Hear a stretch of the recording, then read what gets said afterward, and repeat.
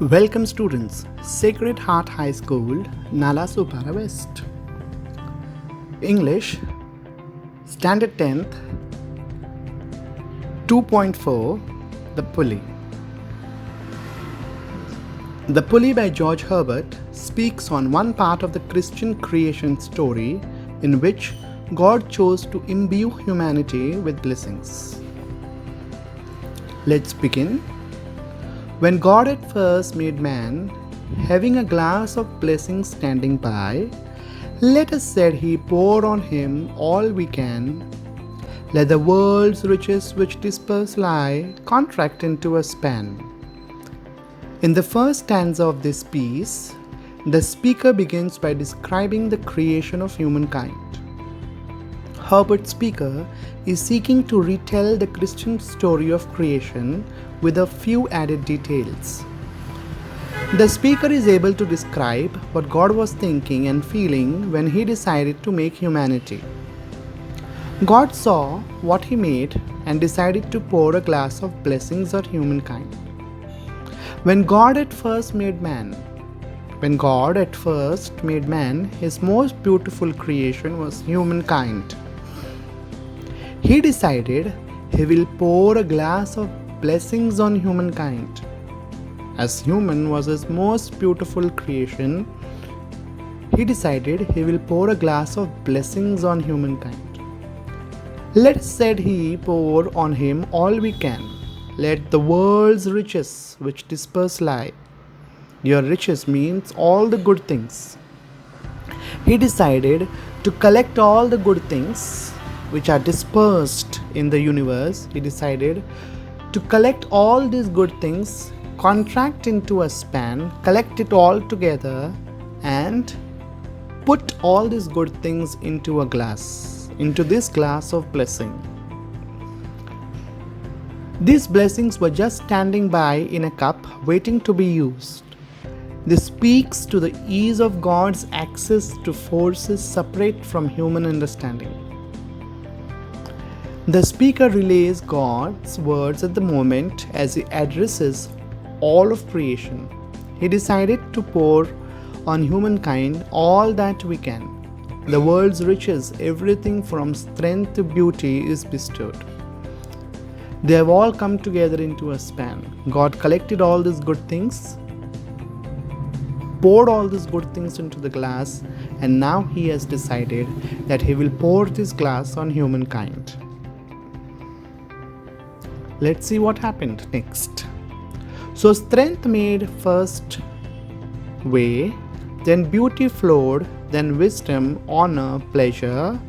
When almost out, God made a stay, perceiving that alone of all his treasure, rest in the bottom lay. The first of the blessing in the pulley that come to humanity was strength. When God began to pour, the first blessing what human got was strength. It made a way. Next came beauty. The next blessing what we got was beauty, followed by wisdom, honor, and lastly pleasure.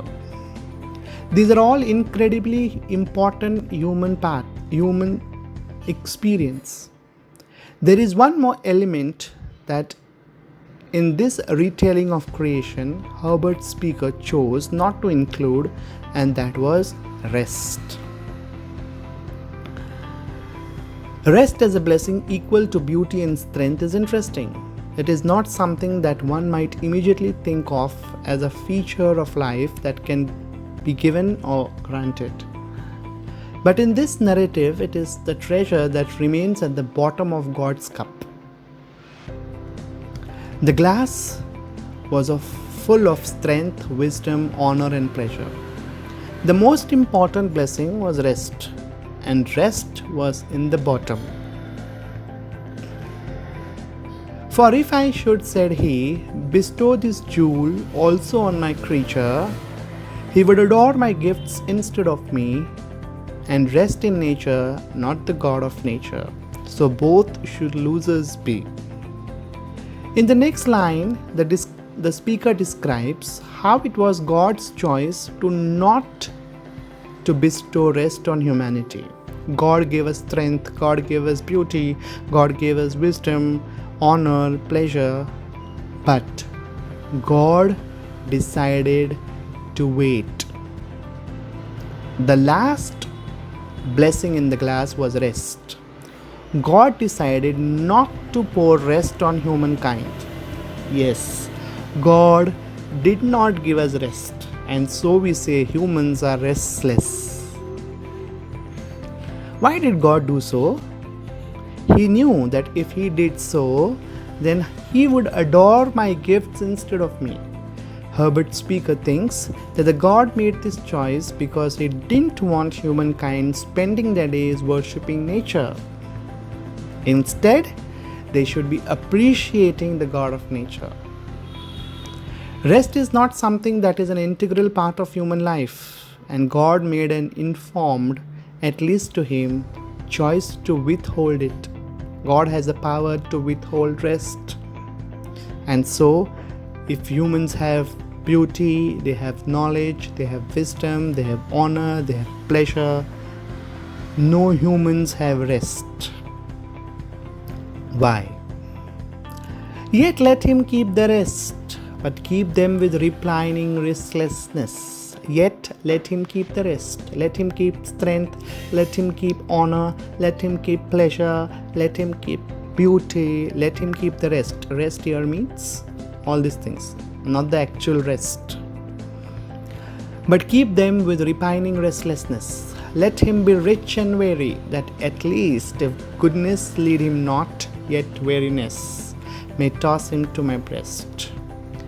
All these things are good qualities: beauty, strength, honor, wisdom, pleasure, all these things. Let him keep all these things. But I will not give you rest. And for that rest, if you really need rest, you need to call me. Are you getting how deep is the meaning? Even in Bible it's written, let him be rich and weary. If you are weary, come to me, the God says in Bible. The God here says He doesn't want humanity to never rest, but there should be different periods. It is ideal for everyone to rest only until they feel restless.